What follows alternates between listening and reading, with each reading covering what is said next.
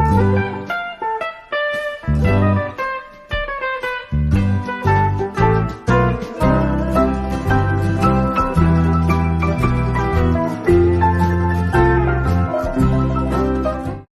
सभी को, मैं मत्तू केवट। मैं आज आपको इस वीडियो के माध्यम से कक्षा छठी विषय भाषा के अंतर्गत पाठ क्रमांक 3 लघु कथाएं, इसके अंतर्गत लघु कथा का नाम है कंजूस और सोना। तो कंजूस और सोना इस कहानी के माध्यम से लेखक सूर्यकांत त्रिपाठी निराला जी ने समय और धन का सदुपयोग किस तरह से करना चाहिए इस कहानी के माध्यम से बताया है कि यदि आदमी का धन सदुपयोग ना करे तो उस धन की कोई कीमत नहीं रहती। तो इस तरह से इस कहानी के माध्यम से धन के सही उपयोगिता के बारे में बताया गया है। तो आइए देखिए इस कंजूस और सोना इस कहानी का वाचन मैं आपको इस वीडियो के माध्यम से करके बता रहा हूं। तो लीजिए आप इस कहानी का वाचन सुनिए। एक आदमी था जिसके पास काफ़ी जमींदारी थी, मगर दुनिया की किसी भी दूसरी चीज़ से सोने की उसे अधिक चाह थी, अर्थात उसे सोना से बहुत प्रेम था। इसलिए उसके पास जितनी ज़मीन थी वह सारी ज़मीन उसने बेच डाली और उसे सोने के टुकड़ों में बदला। अर्थात उस व्यक्ति ने क्या किया कि जितनी भी ज़मीन उसके पास थी उसको बेच करके उसने सोने के टुकड़ों में उसे बदल लिया। सोने के इन टुकड़ों को गलाकर उसने बड़ा गोला बनाया और उसे बड़ी हिफाजत से ज़मीन में गाड़ दिया। उस गोले की उसे जितनी परवाह थी उतनी न बीवी की थी, न बच्चों की, न खुद अपने जान की। हर समय हर सुबह वह उस गोले को देखने के लिए जाता और यह पता करना था कि किसी ने उसे हाथ तो नहीं लगाया।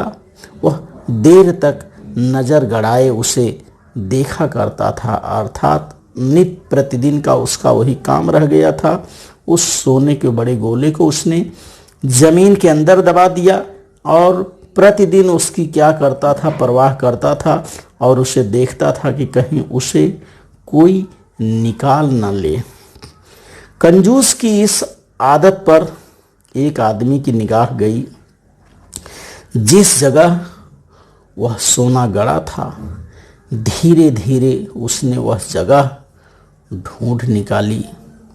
आखिर में एक रात उसने गड़ा हुआ सोना निकाल लिया।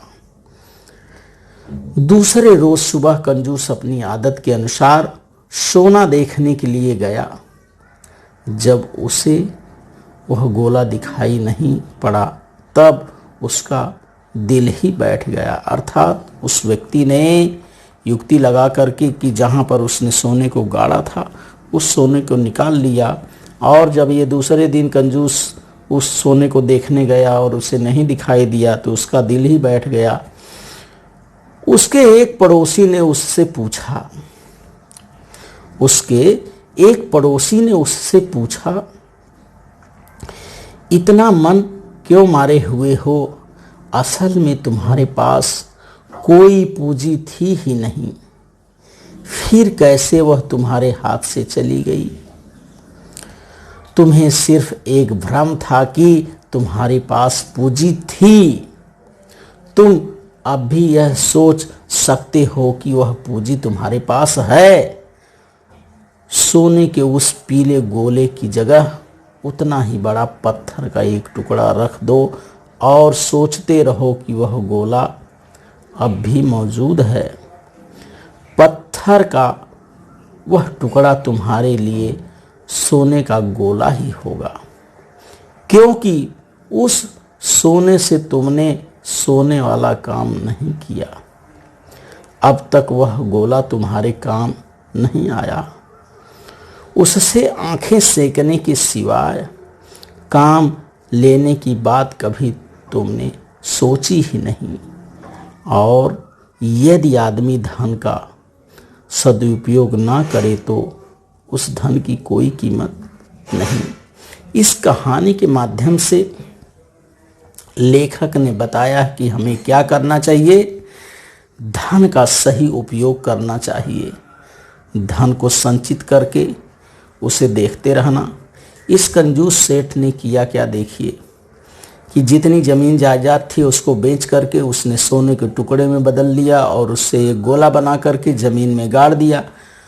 रोज़ उसकी परवाह करते रहा, उसे संभालते रह गया और उसे एक दिन चोर चुरा ले गया और उसके लिए वो पश्चाताप करता रह गया। तब उसके पड़ोसी ने समझाया कि तुम उसको सोचो, क्योंकि वो धन आपके किसी काम का नहीं।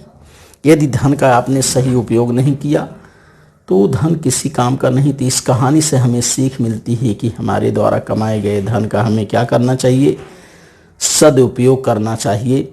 और तो इस कहानी का आप इस वीडियो के माध्यम से वाचन करिए और अपने द्वारा कमाए गए धन का सदुपयोग करिए।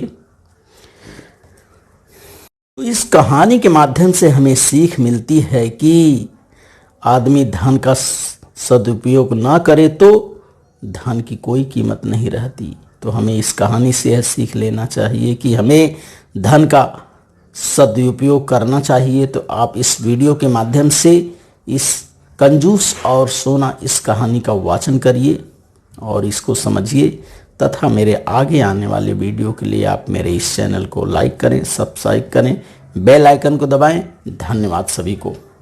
3 लघु कथाओं के अंतर्गत तीसरी लघु कथा है गधा और मेढक।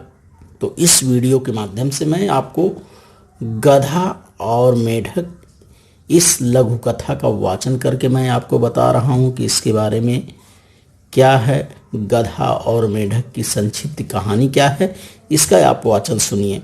एक गधा लकड़ी का भारी बोझ लिए जा रहा था। वह एक दलदल में गिर गया।